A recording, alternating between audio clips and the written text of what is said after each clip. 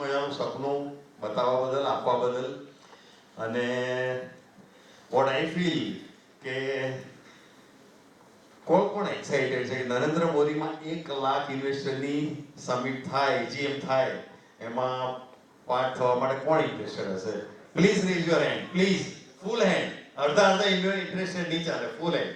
Yes, all are welcome. જેમ કૌશલભાઈ એમ કે 100% થવાની છે ને, તમારે બધાએ આવવાનું છે. ક્યાં એવું બહાનું ના કાઢશો કે અમને ઇન્વિટેશન નથી મળ્યું, રાઈટ? Thank you. નેક્સ્ટ. હવે આમાં કરવાનું શું? આ સરસ સપનું છે આપણું. 1 લાખ લોકોની એજીએમ છે. તો હાઉ ટુ રીચ ધેર? અમારા કંપનીના સરસ સૂત્ર છે 3. રોકાણનું રોકાણ, રોકાણની મજા અને મજાની કમાણી. હવે આ શું ખબર ના પડી, થોડી ખબર પડે પણ પૂરી ખબર ના પડી. લેટ્સ ઇન્વાઇટ રોકાણનું રોકાણ. આપણે વસ્તુ ચાલુ કરીએ કે જે ફ્યુચરિસ્ટિક ઇન્વેસ્ટમેન્ટની વાત કરી પંકિમ સરે, કે ફ્યુચરિસ્ટિક રિયલ એસ્ટેટ ઇન્વેસ્ટમેન્ટ એટલે શું? હવે જેમ કંપનીનું છે કે વાવડિયા હોય ત્યારે રોકાણ કરાય અને નગર વસે કપડાં સુકાય ત્યારે જે રિટર્ન મળે એને એકચ્યુઅલી ફ્યુચરિસ્ટિક ઇન્વેસ્ટમેન્ટ કહેવાય. હવે ખાલી એક નાનો સિનેરિયો કલ્પના કરો કે તમે બધા જ્યાં રહો છો ત્યાં સરાઉન્ડિંગ 10 થી 15 કિલોમીટરના એરિયામાં 10 વર્ષ પહેલા શું ભાવ હતો અને આજે શું ભાવ છે? તમે જરાક એક વાઇલ્ડ ગેસ કરો કે 10 વર્ષ પહેલા તમે જે બી એરિયામાં કહો, સેટેલાઇટ, પ્રેમચંદ રોડ, પ્રહલાદનગર, બોપલ, ક્યાંય પણ રહેતા હો, તો 10 વર્ષ પહેલા ત્યાં શું ભાવ હતા અને આજે શું ભાવ છે? અચ્છા, એ જ જગ્યાએ 20 વર્ષ પહેલા શું સિનારીઓ હતો કે જ્યારે એકચ્યુઅલી બાવળિયા હતા, શીલા, ભાડા જે એરિયામાં 20 વર્ષ પહેલા તો કોઈ જોયું જ નહોતું કશું. અને આજે આપણે બધાને ખબર છે કે ત્યાં શું ભાવ છે, ત્યાં કેટલું ડેવલપમેન્ટ થઈ રહ્યું છે. એટલે કે જ્યાં આજે ભવિષ્યમાં ગ્રોથની શક્યતા દેખાતી હોય એ જગ્યાએ આજે ઇન્વેસ્ટ કરો છો તો 100% તમને 10-15 વર્ષમાં, એટલે કે જ્યારે ડેવલપમેન્ટ થશે, નગર વધશે, ત્યારે આપણને સારામાં સારું રિટર્ન મળવાનું છે.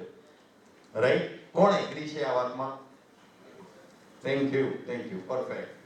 હવે ખાલી એ વિચારજો કે આપણે ફ્યુચરિસ્ટિક ઇન્વેસ્ટમેન્ટમાં રોકાણ તો કરીએ છીએ, તો એમાં ફાયદા શું? સી, આપણા કેસમાં 2 વસ્તુ છે. એક કે જ્યારે સારો ભાવ આવે છે 5-7 વર્ષ, જ્યારે આપણને લાગે છે કે સરસ રિટર્ન મળ્યું, તો આપણે એ ઇન્વેસ્ટમેન્ટ કેશ કરી શકીએ છીએ અને સરસ આરઓઆઈ પર બેસી શકીએ છીએ.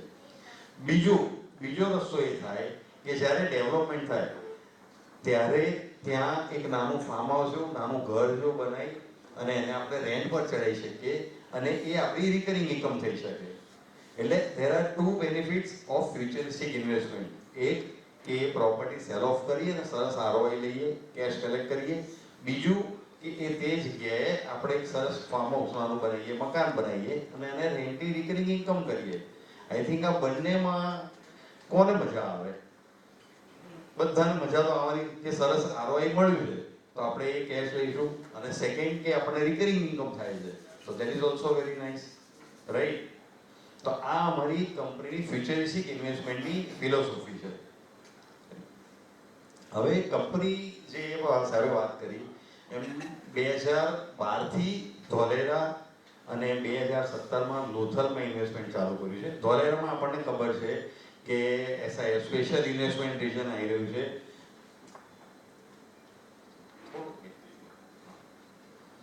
ધોલેરામાં સ્પેશિયલ ઇન્વેસ્ટમેન્ટ જે એસઆઈઆર છે, આપણા ગવર્મેન્ટનો, સેન્ટ્રલ ગવર્મેન્ટ અને સ્ટેટ ગવર્મેન્ટનો જોઈન્ટ પ્રોજેક્ટ છે.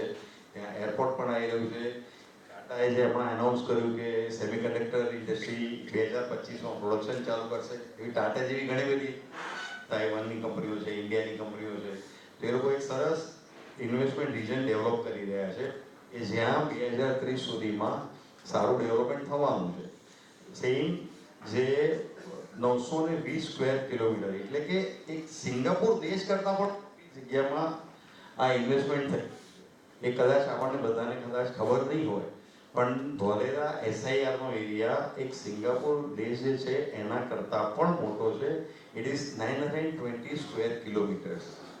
ટાટાના જે પ્રોજેક્ટ્સ આવી રહ્યા છે 5000 મેગાવોટનો સોલાર પાર્ક આવી રહ્યો છે, એમાંથી 500 મેગાવોટનું ઓલરેડી ઇરેક્ટ થઈ ગયું અને પ્રોડક્શન ચાલુ થઈ ગયું છે. સેમિકન્ડક્ટર કંપની બનવાની ચાલુ થઈ, કે એ લોકો કહે છે કે 2025 સુધીમાં પ્રોડક્શન થશે, ત્યાં પહેલી ચીપ બહાર પડશે. એટલે આ રીતનું ડેવલપમેન્ટ ત્યાં થઈ રહ્યું છે. એટલે this is again a futuristic development કે જ્યાં બાવળિયા હતા ને સાફસૂફી થઈ ગઈ, હવે ત્યાં નગર વસવાનું ચાલુ થયું. બીજી અમારી જગ્યા છે લોથલ. લોથલ એ 2018માં પ્રોજેક્ટ એનાઉન્સ કર્યો ગવર્મેન્ટે, 2022માં ટેન્ડર્સ એલોટ થઈને કામ ચાલુ થયું. એ 4500 કરોડનો પ્રોજેક્ટ છે ટોટલ, અને 650 વીઘામાં ફેલાયેલો પ્રોજેક્ટ છે. ત્યાં મોટું ઇન્ટરનેશનલ ટુરિઝમ હબ બનવા જઈ રહ્યું છે, કે જે નેશનલ મેરીટાઈમ હેરિટેજ કોમ્પ્લેક્સ તરીકે જણાય છે. તમે કદાચ બધા જે આવ્યા હતા પહેલાં એમને વિડીયોઝ જોયા હશે કે NMHCનું જે ડેવલપમેન્ટ છે એ 2027 સુધીમાં એ પ્રોજેક્ટ કમ્પ્લીટ થઈ જવાનો છે.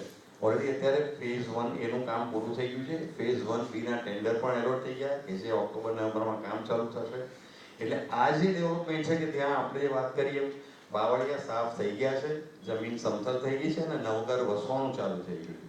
એટલે આ જગ્યાએ આપણે રિટર્નની શક્યતા ઘણી વધારે છે. હવે અમારી વાત કરીએ તો અમે જે 2012માં ધોલેરા ચાલુ કર્યું, 2016-17માં લોથલ ચાલુ કર્યું. અમારા ટોટલ 12 વર્ષના સ્પેનમાં 12 પ્રોજેક્ટ અમે ડિલિવર કર્યા છે અને 6 થી 7 પ્રોજેક્ટ પાઇપલાઇનમાં છે. તો આઈ થિંક કંપનીની જે આ હિસ્ટ્રી છે એ કેટલા લોકોને લાગે છે કે એન્કરેજિંગ છે? Yes, thank you. હું એવું માનું કે કંપની સાથે જે જોડાવાના, અમારી વાઇબ્રન્ટ ડિસ્કોમ લિમિટેડ સાથે તમે જોડાઈ શકો એના 4 રસ્તા છે. એ રસ્તા છે, એક રોકાણનું રોકાણ. તો આપણે રોકાણમાં શું કરી શકીએ, તો એને એક સરસ રીતે એક્સપ્લેન કરવા માટે હું ઇન્વાઇટ કરીશ જયભાઈને, કે જે આપણને એક્ઝેક્ટ એક્સપ્લેન કરશે કે રોકાણનું રોકાણ એટલે શું. Please welcome Jaybhai.